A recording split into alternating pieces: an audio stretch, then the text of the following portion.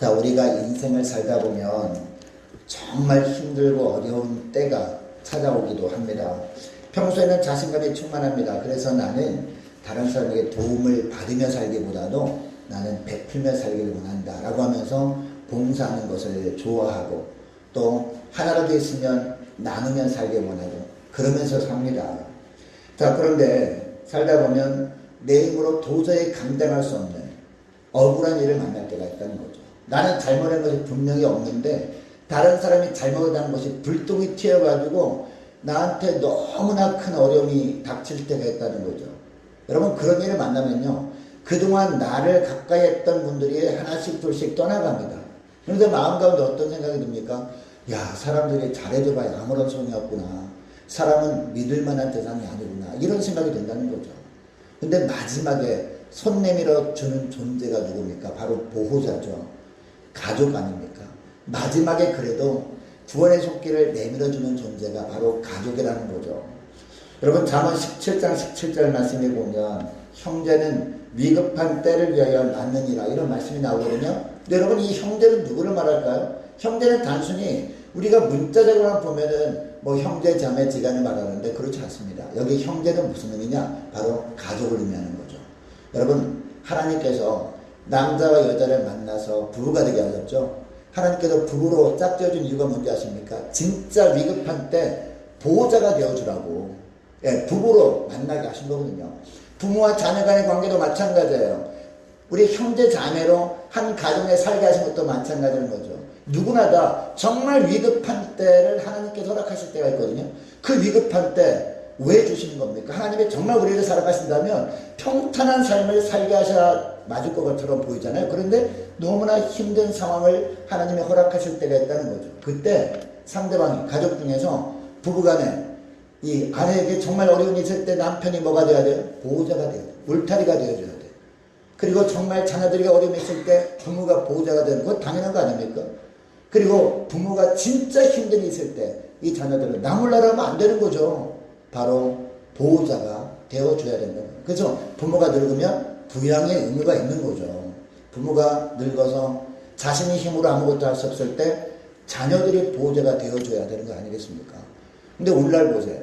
오늘날 부부간에 금이 가기 시작하고요. 그리고 별거하고요. 그리고 또 심지어는 갈라서서 이혼 도장 찍고 이러는 이유가 무엇입니까? 깨져버렸기 때문이에요. 뭐가요? 하나님의 형상이 깨져버렸기 때문이라는 거죠. 주님은 예수 믿는 사람들에게 하나님께서 은혜를 주십니다. 예수 믿는 순간에요, 하나님께서 화해를 시키신 거예요. 예수님이 십자가로 말미암아 깨져버린 것을 다시 화해시키시고 다시 연합하게 하셨습니다. 그 우리가 어떤 삶을 우리가 목표로 살아야 되겠습니까? 온전히 회복된 하나님의 형상을 목표로 살아야 되는 거예요. 여러분, 이것을 기억하시고 여러분, 부부간에 서로 보호자가 되어줄 수 있기를 축복합니다. 부모와 자녀 간에 그리고 형제 자매 간에 서로 위급한 때를 위해 낳구나 라고 생각하시고 정말 위급한 때 서로 보호자가 되어주는 존재임을 기억하고요. 평소에 잘할 수 있기를 축복합니다. 근데 평소에 잘하지 못하다 보면 결국에는 어떻습니까?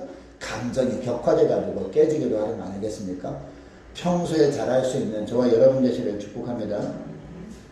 자, 그런데 문제는 여러분, 이 땅에 사는 동안에는 괜찮아요. 이 땅에 사는 동안에는 뭐 보호자가 있으니까 하나님께서 부부로 맺어준 사람도 있고 또 이제 부모와 자녀로 만나게 해준 존재도 있고 또 이제 형제 자매도 있고 하니까 이 땅에 사는 동안은 괜찮습니다. 그런데 이 땅을 떠난 다음에가 문제라는 거죠. 여러분, 그러나 우리 예수 믿는 사람에는 염려 없습니다. 예수 믿는 사람에게는요, 이 땅에 있는 동안에도 이 땅을 떠난 이후에도 우리의 보호자가 있기 때문이에요. 우리의 참 보호자가 누굽니까? 바로 하나님이시죠. 자, 오늘 본문 우리는 성전에 올라간 노래를 계속해서 살펴보고 있는데 여러분, 시편 150편 중에서 성전에 올라간 노래를요, 뒷부분에 모아놨어요. 모아놨는데 우리가 지지난주 살펴본, 자, 지지난주 우리가 120장 말씀, 120편 말씀 살펴봤잖아요.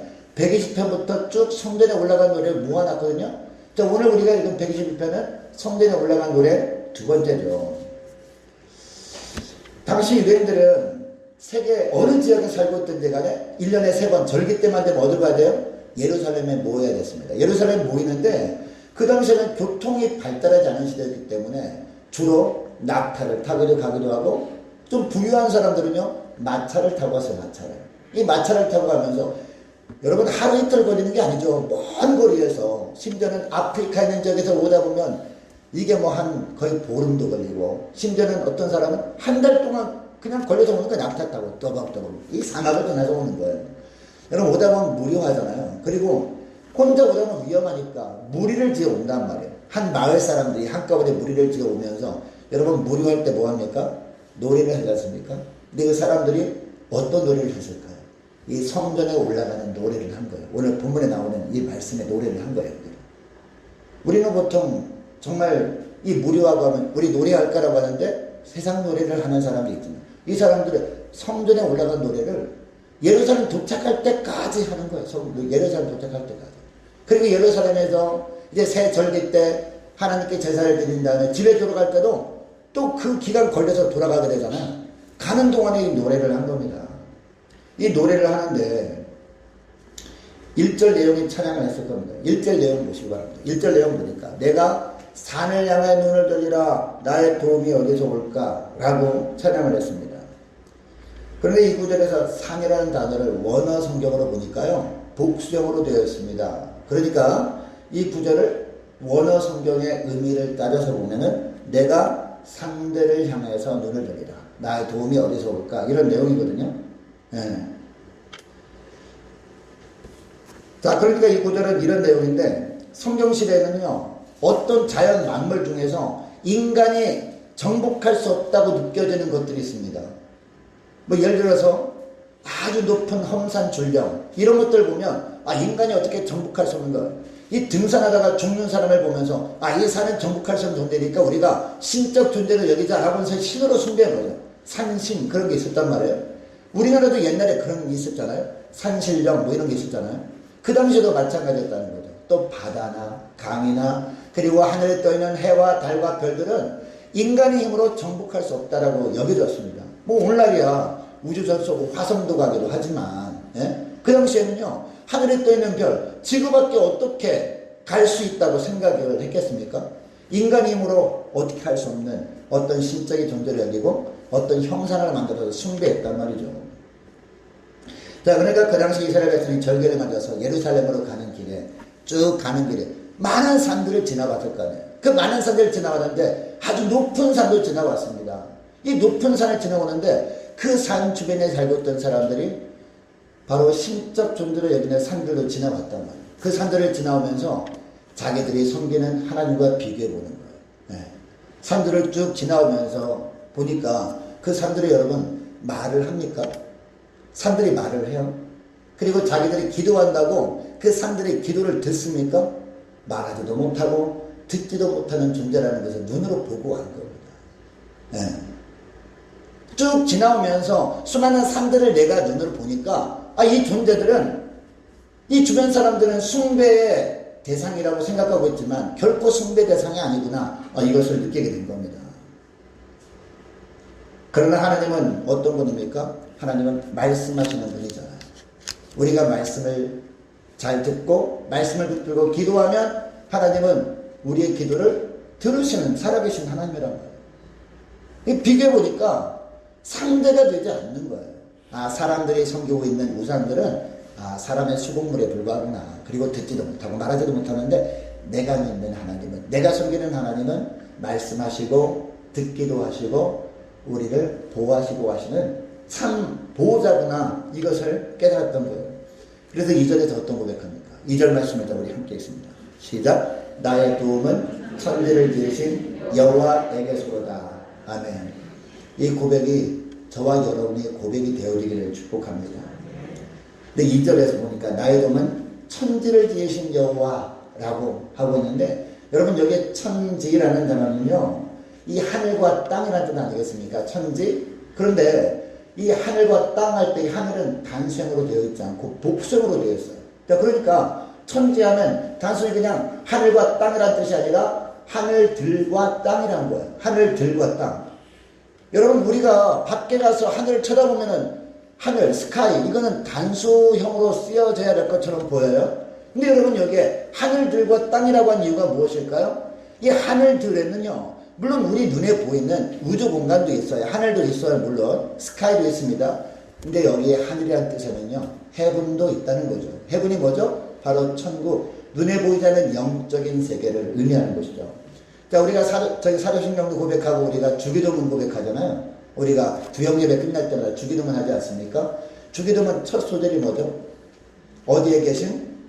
하늘에 계신 우리 아버지라고 하잖아요. 하늘에 계신 우리 아버지라고 하는데 그 하늘이 어떤 하늘이죠? 눈에 보이는 하늘이 아니잖아요. 영적인 세계를 의미하는 것 아니겠습니까? 영적인 하나님의 나라, 영적인 세계, 거기에 계시는 하늘 아버지라고 우리가 그 주기도문 할 때마다 고백하고 있지 않습니까?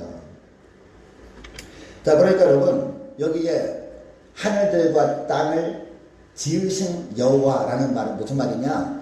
눈에 보이는 세계와 눈에 보이지 않는 모든 세계를 어떻게 하신 하나님? 만드신 하나님이라는 거죠. 여러분, 많은 사람들이 눈에 보이는 세계가 그냥 저절로 생긴 것처럼 느끼며 살아가요. 근데 여러분, 저절로 생기는 것이 있습니까? 이처럼 눈에 보이는 물건들을 만든 사람이 있는 것처럼 눈에 보이는 세계뿐만 아니라 눈에 보이지 않는 모든 세계도 저절로 생기는 것이 아니라 만드신 분이 있단 말이에요. 우리 눈에 보이는 것들 중에서 우리 사람뿐만 아니라 짐승들과 나무나 꽃이나 해달별들도 그냥 어느 날 어느 순간에 자동으로 그냥 쫙 생기는 게 아니라 만드신 분이 있다는 거죠. 그분이 누구십니까? 하나님이라는 거죠. 그 하나님이 우리의 보호자다. 하나님의 은혜 가지면 나는 살아갈 수 없다. 그런 존재가 바로 나니까 하나님께서 날마다 은혜를 베풀어 주시길 원합니다. 이렇게 고백하는 것이 바로 이절의 고백이라는 거죠. 이것을 예루살렘 순례객들은요, 예루살렘으로 오면서 그리고 자기 고향으로 다시 돌아가면서 수많은 높은 산들을 지나치면서 깨달은 겁니다. 다른 신들은 모두가 신뢰의 대상이 될 수 없음을 안 겁니다. 그러나 예루살렘에는 무슨 산이 있어요? 예루살렘에는 무슨 산? 시온산이 있는 거죠. 근데 다른 그동안 스쳐 지나왔던 수많은 높은 산들과 비교해보면요, 이 시온산은 아주 낮은 산이거든요. 볼품이 없어 보이는 그런 산이란 말이에요. 그런데 시온산에 보니까 너무나 신뢰할 만합니다. 왜요? 그 시온산에 뭐가 있기 때문에? 바로 예루살렘 성전이 세워져 있었기 때문이라는 거죠. 이 다윗성이 세워졌기 때문에. 다윗성이 세워졌고 다윗성 안에 예루살렘 성전이 세워진 거예요. 그리고 예루살렘 성전에 여러분, 하나님의 임재가 있기 때문이었다는 거죠. 여러분, 성전 안에 하나님의 언약궤가 없으면 그게 성전입니까? 성전이 아니죠. 그죠? 네. 그 성전 안에 하나님의 언약궤가 안치되어 있고 그 언약궤에 하나님의 임재가 있음을 알기 때문에 시온산이 그렇게 해서 정말 신뢰할 만한 존재다라고 하면서 내가 산을 향해 놀려지라고 할 때 산은 시온산을 의미하기도 하고 그리고 바로 하나님을 의미하기도 하는 것이죠. 여러분, 오늘날 우리가 사는 세상에 보면 수많은 사람들이 신적 존재로 여기며 사는 것들이 있습니다. 물론 오늘날은 뭐 해, 달, 별 이런 걸 섬기진 않죠. 뭐 산 이런 거 섬기지 않습니다. 왜? 뭐 정복할 대상이 됐으니까. 그러나 여러분, 많은 사람들이 숭배의 대상으로 여기는 게 뭡니까? 대표적인 게 돈이죠. 돈을 숭배합니다. 네. 하나님보다 돈을 더 귀하게 여겨요. 그리고 또 누구를 숭배합니까? 자기 자신을 믿어요. 신뢰의 대상. 하나님을 믿을 바에는 내 주먹을 믿겠다. 이런 분들도 있더라고요. 네. 자기 자신을 믿는 거죠. 자기는 자신이 있다는 거죠. 근데 여러분, 코로나, 눈에 보이지 않는 코로나만 딱 걸려도요, 힘도 못 쓰고 병원에 입원해야 되는 게 바로 우리 인간의 존재라는 거죠. 그걸 모르는 거죠, 사람들이. 우리는 세상에서 이런 사람들과 부대끼며 살고 있는데 우리는 그들의 삶을 보면서 그들이 돈을 숭배하고 자기 자신을 믿고 살아가는 그런 모습을 바라보면서 우리는 어떤 고백을 해야 됩니까? 그들이 섬기는 그 우상들과 우리가 믿는 하나님을 비교해 봐야 되는 거죠. 비교해 보면서 우리가 볼 때 여러분, 이 돈이라는 것이 사람들이 막 추앙하고 그것을 숭배하고 있지만 여러분, 돈이 말합니까, 여러분? 돈이 말을 해요? 우리에게? 우리가 어떤 기도하면 여러분, 돈이 그 기도를 듣는 존재입니까? 말하지도 못하고 듣지도 못하는 존재 아닙니까? 심지어는 주님이 이 땅에 오실 때 전부 다 사라져버릴, 불에 타서 사라져버릴 존재 아니겠습니까? 그래서 우리가 기억하면서 우리가 어떤 고백을 해야 돼요? 2절 말씀의 고백을 우리가 해야 된다는 거죠. 많은 사람들이 돈을 숭배하고 자기 자신을 정말 신적 존재로 여기지만 나의 도움은 어디에 있다?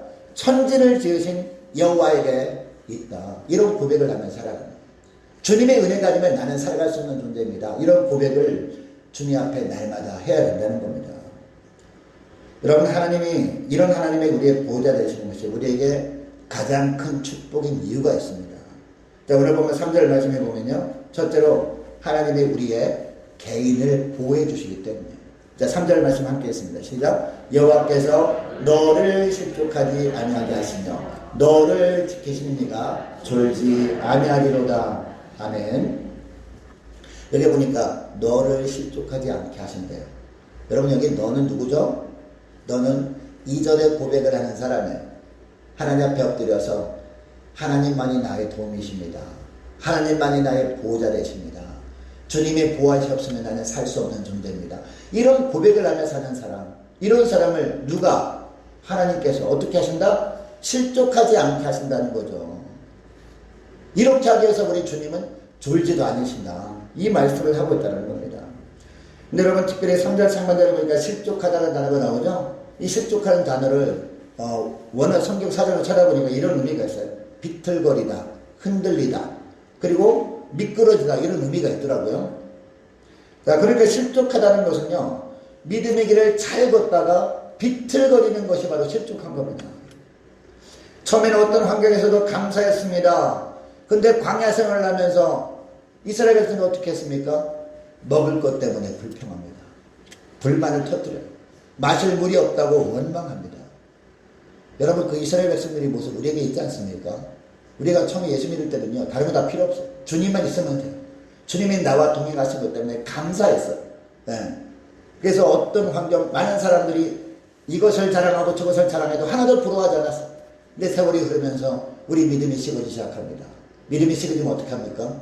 자꾸 불평하고 원망하고 짜증나고 이런 모습이 있는 거죠. 그것은 실족한 겁니다. 네. 그 두 번째 실족하는 의미가 뭐냐면 믿음의 송두리째 흔들리는 거예요. 여러분, 12명의 정탐꾼들이 처음에 정탐을 하러 가나안 땅에 들어갈 때 어떤 생각이 들었을까요? 아마 한 명도 빠짐없이, 야, 드디어 약속의 땅으로 우리가 발을 디디는구나.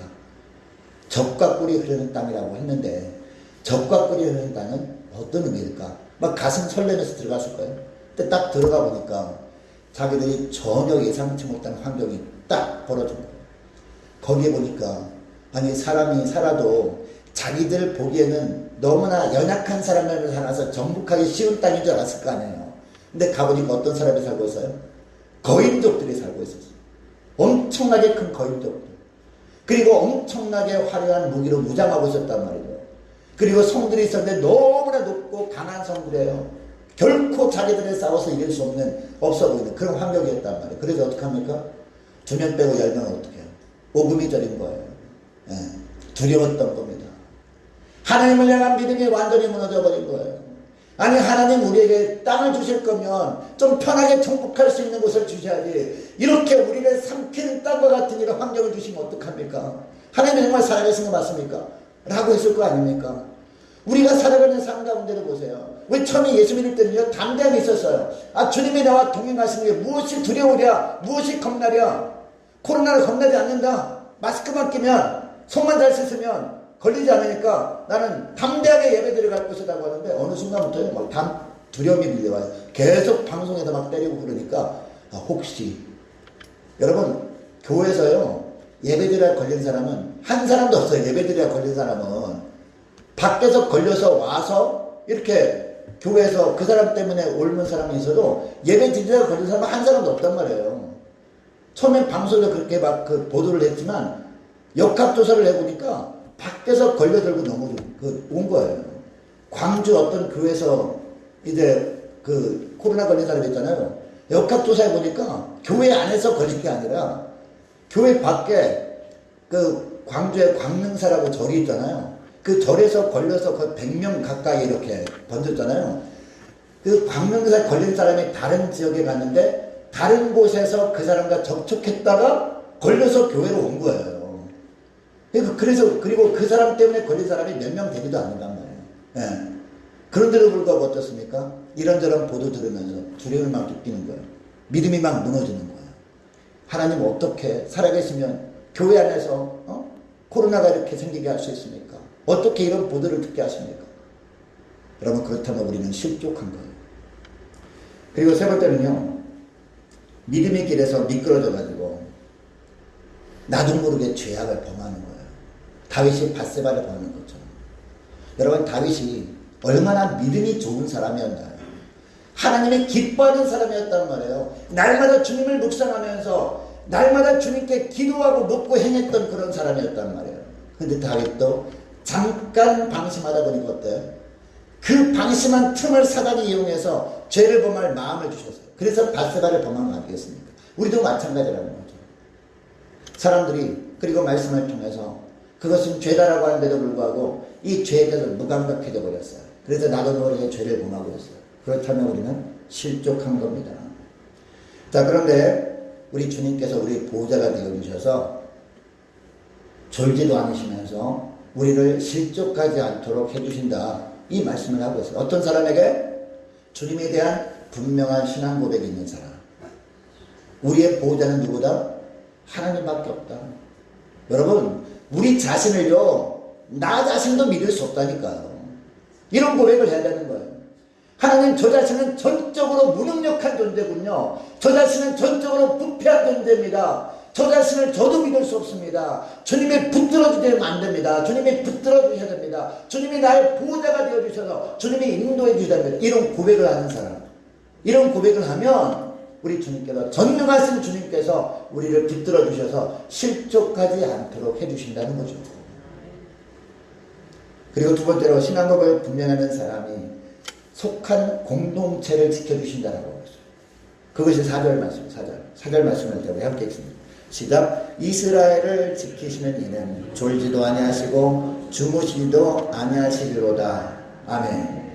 여러분, 3절에는 분명히 하나님을 너를 지키시는 이라고 표현했잖아요. 그런데 4절 말씀에 보면 단어가 바뀌어요. 누구를 지키시는 이? 이스라엘을 지키시는 이라고 하고 있습니다. 여러분, 여기서 이 이스라엘이라는 단어는요, 물론 이 하나님과 언약을 맺은 언약 공동체를 의미합니다. 그러니까 하나님께서 이스라엘과 맺은 언약 때문에 언약을 지키시기 위해서 이처럼 이스라엘 공동체를 붙들어 주시고 인도해 주시는 거죠. 그런데 이 구절은요, 더 깊은 의미가 있어요. 이스라엘 공동체는 어떤 공동체입니까? 믿음의 공동체죠. 오늘날로 보면 교회잖아요, 그죠? 믿음의 공동체. 천지를 지으신 여호와 하나님만이 나의 도움이 되십니다 라고 고백하는 사람들의 모임이 바로 이스라엘이라는 거죠. 성전에 올라가는 노래잖아요. 이스라엘 백성들이 세계 각처에서 예루살렘에 오면서 이제 무료할 때마다 노래를 했던, 신앙 고백을 하나님께 드렸던, 그런 본문을 우리가 읽고 있는데, 이 신앙 고백을 하는 사람들의 모인 공동체가 바로 이스라엘이라는 거죠. 이런 이스라엘을 지키시는 분이 바로 이스라엘의 참 보호자 하나님이라는 거죠. 여러분, 우리가 신앙 고백만 똑바로 하면 그 사람 개인만 하나님이 보호해 주실 뿐만 아니라 그 사람이 속한 교회와 가정과 나라 민족을 지켜주시는 분이 주님이신 줄 믿으시기 바랍니다. 자, 오늘날 나라 걱정하는 사람이 참 많습니다. 이러다가 이 나라 어떻게 되는 것은 아닌가. 전도는커녕 예배도 자유롭게 드리지 못할 때가 오는 것은 아닌가. 참 걱정들을 많이 합니다. 그리고 어떤 행동해야 되는 거 아닌가 라고 이야기들을 합니다. 여러분, 가장 먼저 하나님 앞에서 우리가 행동해야 될 것이 있습니다. 그게 뭡니까? 신앙 고백을 똑바로 하는 거예요. 나라가 흔들립니까? 그럼 하나님께서 누구를 먼저 바라보라는 거예요? 우리 자신 한 사람 한 사람을 바라보라는 거예요. 우리 자신의 신앙 고백, 주님에 대한 신앙 고백이 흔들리고 있으니까 우리가 흔들릴 뿐만 아니라 공동체 안에서 대부분의 크리스찬들이 이처럼 신앙 고백이 잘못되고 있으니까 말은 해요. 근데 정작 살아가는 삶을 보면 엉망이라면 하나님 보시게. 그러니까 하나님께서 보호해 주실 수가 없는 거야, 한 사람 한 사람. 그러다 보니까 한 사람 한 사람 보여주지 못하니까 가정과 교회와 나라까지도 위태롭게 되는 거예요. 그럼에도 불구하고 하나님께서 지금도 이 나라를 붙들어주고 있는 것은요, 그나마 몇 사람이라도 신앙 고백을 바르게 하고 삶 가운데 그런 신앙 고백을 한 것처럼 살아가는 사람도 있기 때문이에요. 여러분, 나라가 걱정되십니까? 그러면 저 여러분을 먼저 돌아볼 수 있기를 원합니다. 나의 신앙 고백은 똑바른가? 그리고 하나님만이 나의 보호자이십니다. 주님만이 나를 도우십니다라고 고백은 하지만 정말 그런 고백한 것처럼 나 자신부터 살아가고 있는가 돌아볼 수 있기를 원합니다. 돌아보시고 정말 그런 분명한 신앙 고백을 하는 그런 삶을 살아감으로 말미암아 주님께서 지속적으로 저와 여러분을 지켜주실 뿐만 아니라 저와 여러분이 속한 교회와 가정과 이 나라 민족을 주님이 지켜주시는 은혜 가운데 살아갈 수 있기를 원합니다. 심지어 주님은요 졸지도 않고 주무시지도 않고 지켜주신다라고 하거든요. 이게 무슨 말일까요, 여러분? 우리가 속한 공동체를 무너뜨리기 위해서요. 이 사단마귀는 호시탐탐 노려보고 있어요. 여러분, 사단마귀도 영적 존재이기 때문에요. 졸지도 않아요. 예, 잠자지도 않아요. 계속 노려보고 있어요. 틈만 노려보고 있단 말이에요. 어떻게 하든지 믿음의 삶을 살다가 잠깐 방심하지 않는가? 잠깐 방심한 틈을 이용해가지고 이 다윗을 무너뜨리려고 했던 사단마귀거든요. 여러분, 다윗도 방심한 틈을 이용해서 무너질 뻔했다니까요. 여러분, 여기에 모인 저와 여러분 중에서 다윗보다 나은 사람이 있어요? 네? 난 그래도 다윗보다 믿음이 좋아. 아무도 없으시죠? 여러분, 사도 바울만큼 믿음이 좋은 사람이 있어요. 사도 바울도 넘어질 뻔했거든요. 사도 바울도 바나바와 싸웠잖아요. 다퉜잖아요. 넘어질 뻔했다니까요. 여러분, 바울만큼 믿음이 좋은 사람 있나요? 아무도 없어, 아무도 없어. 우리는요, 수시로 막 방심할 수 있어요. 그럼 우리가 어떻게 됩니까? 우리는 연약한 존재임을 기억하고 오직 주님의 은혜에 붙들려 살아갈 수밖에 없는 거죠. 이렇게 할 때 우리 주님은요, 졸지도 않고 주무시지도 않고 잠깐 틈도 나지 않도록 주님께서 우리의 보호자가 되어주신다. 바로 그런 말씀을 하고 있어요. 주님께서 어떻게 보호하시고 어떻게 지키시느냐. 자, 오늘 본문에 5절 하반절 말씀 보니까 첫째로 이 땅에서는 주님이 무엇이 되어주세요? 그늘이 되어주신대요. 그늘. 오른편에서 그늘이 되어주신대요. 자, 이 구절에서 그늘은 다른 말로 하면 보호막, 방어막을 의미합니다. 하나님께서 품에 안아주시고 친히 보호막에 딱 되어주셔서 어떤 대적의 공격에서도 안전하게 해주신다는 거죠. 여러분, 우리는 죄성을 갖고 있거든요. 우리 넘어지기 쉬워요. 죄를 범할 수 있단 말이에요.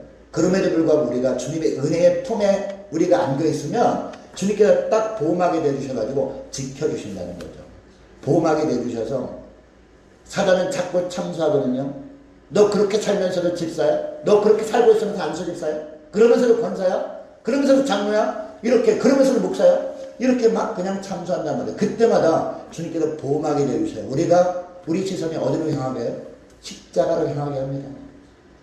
나는 연약하다. 나는 넘어질 수밖에 없다. 그러나 이 죄악까지도 주님이 대신 짊어지고 십자가에다 피 흘려 십자가에 죽지 않았는가? 주님이 다 이 죄악을 대신 짊어지고 그 죄악의 결과로, 그 죄악의 대가로 심판받을 심판을 주님이 다 받아주셨는데 내가 나를 의지하다가 또 넘어졌구나 하면서 회개하며 주님의 십자가 앞에 엎드리면 되는 거예요.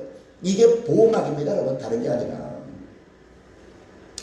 자, 그리고 여러분, 이 보호해 주신 결과가 뭡니까? 6절 말씀 보니까 낮에 해가 너를 상하게 하지 아니하며 밤의 달도 너를 해치지 아니하리로다 라고 하고 있습니다. 여러분, 이 6절 3마디를 보면 낮에 해가 나오죠.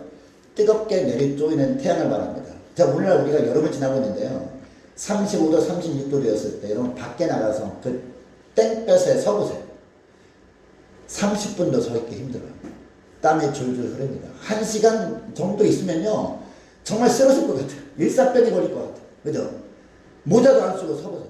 정말 견딜 수가 없습니다. 그런데 이스라엘 백성들이요, 예루살렘을 향한 순례길을 걸을 때 기온이 몇 도쯤 되는지 아십니까? 35도, 36도가 아니에요. 보통 평균 기온이 46도. 더 높을 때는 48도, 49도 이렇게 되거든요. 제가 중동 지역에 갔다 왔거든요, 옛날에. 갔더니 견딜 수가 없더라고요, 진짜. 야, 이런 상황에서 그 당시에 이스라엘 백성들이 예루살렘으로 향할 때 얼마나 힘들었겠나 생각하니까 야, 정말 이해를 할 수 없더라고요. 자, 그러니까 이 낮의 해는 어떤 존재라는 거예요? 사람들을 지치게 만드는 존재입니다. 그리고 육신을 상하게 만드는 존재라는 거죠. 그래서 당시 지역에는 이 땡볕을 사람이 어떻게 해볼 수 없는 존재로 여기고 태양신을 섬긴 거 아닙니까? 그리고 사막 지방을 지날 때요, 이 사막 지방에 살던 사람들은 달신을 섬겼다고 합니다. 여러분, 오늘날도 이슬람 국가들 있죠. 이슬람 국가들 보면은 초생달 모양이 있죠. 초생달 모양이 다 있잖아요. 그것은 이슬람 국가라는 뜻입니다. 이슬람 사람들은 무슨 알라를 섬긴다고 하잖아요. 근데 그 알라 신이 우리가 섬기는 하나님이 아니에요. 여호와 하나님이 아니란 말이에요. 사막 지방에 그 당시에 섬겼던 유일신이라고 하는 달신을 섬겼는데 그 달신을 의미해요. 그래서 초생달 모양이 딱 있는 거예요. 모르셨죠? 많은 사람들이 오해합니다. 그들이 섬기는 거는 달신이었단 말이에요. 네. 근데 이 사막지방을 지나갈 때 그 사막지방 주변에 있는 사람들은 생각했다는 거죠. 이 사막지방을 지날 때만큼은 자기들이 섬기는 달신을 섬기지 않으면, 달신을 섬기는 의식을 행하지 아니하면 달신이 해코지를 할 거다. 이런 이야기를 한 거죠. 이런 생각이 들게 한 거죠. 그래서 사막지방을 지나갈 때는 달신을 숭배하는 의식을 하고, 그때 그 하나님을 섬기지 않는 사람들을 그랬단 말이에요. 그 무역상들, 그리고 태양신을 숭배하는 지역을 지나갈 때는 태양신을 숭배하는 의식을 하고 그렇게 지나갔단 말이에요. 잘 봐달라고. 그런데 오늘 본문에 이 낮의 해가 너를 상하게 하지 아니하며 밤의 달도 너를 해치지 않으려. 이 말씀은 무슨 말씀입니까? 하나님에 대한 분명한 신앙 고백을 하고 그 신앙 고백을 한 것처럼 살아가는 사람에게는 하나님께서 보호자가 되어주셔서, 하나님께서 그를 되어주셔서 그 태양신과 달신이 해코지하지 않도록 도와주시고 붙들어 주신다, 보호해 주신다, 이 말씀을 하는 거죠. 여러분, 예수 믿는 사람들에게는요 자유함이 있습니다. 주의 영이 계신 곳에는 자유함이 있단 말이에요. 네. 오늘날 많은 사람들이 이야기하죠. 예수 믿지 않는 사람들, 나를 받아야 된다, 궁합을 봐야 된다, 그래야 안 좋은 일이 안 생긴다, 이런 얘기를 하잖아요. 여러분, 그들이 섬기는 실은요 우상이잖아요, 우상. 네. 어떤 형상을 만들어가지고 거기에 막 굿도 하고 꽹가리 치고 막 그러더라고요. 네. 근데 여러분, 예수 믿는 사람은 거기서부터 자유합니다. 주의 영이 계신 분에 자유함이 있단 말이에요. 그러니까 점치지 않아도 돼요. 날 안 받아도 됩니다. 이사 갈 때 날 받지 않아도 됩니다. 근데 예수 믿지 않는 사람들이 가장 꺼려하는 날을 우리가 딱 선택하잖아요. 그럼 유익이 있어요. 제일 싸요. 더 싸게 주겠다 우리한테 오라고 막 그러기도 하잖아요. 그런데 관여할 필요가 없다. 왜냐? 낮의 해가, 주님께서 우리를 보여주셔서 낮의 해가 상하지 않게 해주시고 밤의 달도 해치지 않도록 주님께서 보호해 주시기 때문에 우리가 어떻게 하면 돼요? 주님에 대한 분명한 신앙 고백만 하면 되는 거죠. 신앙 고백한 자답게 살면 되죠. 그렇게 살아가게 되면 우리 주님께서 또 두 번째로 7절 보니까 모든 환난에서 건져주신다라고 하고 있습니다. 모든 환난에서 건져주실 뿐만 아니라 또 내 영혼을 지키시리로다 라고 하고 있습니다. 여러분, 주님께서 우리에게 원하시는 것은요, 우리 육신은 예수 믿다가 어떤 사고로 이 땅을 떠날 수 있어요. 그런데 주님께서 우리를 지켜주기를 원하시는 것은 우리 영혼입니다. 영혼. 우리가 장차 주님께서 부르실 때 우리 몸에서 영혼이 빠져나가죠. 천국과 지옥으로 갈라집니다. 근데 우리 주님께서는요, 하늘 창고에 우리를 거두기를 원하시는 거예요. 우리 영혼을. 하늘 창고가 어디입니까? 바로 천국이죠. 다 천국에 들어오기를 원하십니다. 한 사람도 나고 하는 사람이 없이. 그래서 우리 영혼을 지키시기를 원하셔서 주님께서 오늘도 우리의 보호자가 되어주시는 거죠. 이제 말씀을 뵙길 원하는데, 여러분, 하나님께서 우리를 바라보시면 간절히 원하는 게 뭘까요? 이 바울이 데살로니가전서 5장 23절에서 이런 이야기를 합니다. 평강의 하나님이 칭히 너희를 온전히 거룩하게 하시고 너희 온 영과 힘과 몸이 우리 주 예수 그리스도 강림하실 때에 흠 없게 보존되기를 원하노라. 네. 주님이 원하신다는 거죠, 이것을. 그래서 주님은 마태복음 10장 28절에 말씀합니다. 몸은 죽여도 영혼은 능히 죽이지 못한 자들을 두려워하지 말고 오직 몸과 영혼을 능히 지옥에 멸하시는 자를 두려워하라. 할렐루야. 주님이 말씀하신 거예요. 저는 이 말씀을 이렇게 읽으면서 은혜를 받습니다. 몸은 죽여도 영혼은 능히 죽이지 못하는 코로나를 두려워하지 말고 오직 몸과 영혼을 능히 지옥에 멸하시는 자를 두려워하라. 여러분, 코로나 두려워하지 마세요. 여러분, 우리가 마스크 끼고 손 깨끗이 씻고 라고 해서 밖에 나갔다가 코로나 걸릴 수도 있어요. 심지어는요, 코로나 걸렸다가 우리가 죽을 수도 있어요. 하나님은 오라 그러면 그때가 되면 죽을 수도 있는 거죠. 근데 여러분, 우리 영혼을 하나님의 붙들어 주시면 뭐 갖고 좀 걱정입니까? 오늘 밤에 이 땅을 떠나고 천국인데 걱정할 게 없잖아요. 그러니까 우리가 교회에서 예배드릴 때도 마스크 잘 끼고, 그리고 손을 잘 씻고 잘 우리가 예방을 하면 하나님이 지켜주십니다. 그럼에도 불구하고 행여나 0.0000 몇 프로 정도로 우리가 걸릴 수도 있잖아요. 그럼에도 불구하고 걱정할 게 없다는 거죠. 하나님이 우리 영혼을 지켜주시기 때문에. 여러분, 우리는 오직 몸과 영혼을 능히 지옥에 멸하시는 하나님만을 두려워하고 하나님만을 경외하며 살아야 될 줄로 믿습니다. 여러분, 코로나 때문에 어려운 시기를 지나고 있습니다. 이런 시기에 더욱더 하나님에 대한 신앙 고백을 똑바로 하는 저와 여러분 되시기를 축복합니다. 그 신앙 고백을 삶 가운데 신앙 고백한 자답게 잘 살아감으로 말미암아 주님이 정말 마지막까지 모든 환난을 면하게 하시고 지켜주시는 그런 복된 은혜를 누리며 살아갈 수 있기를 축복합니다.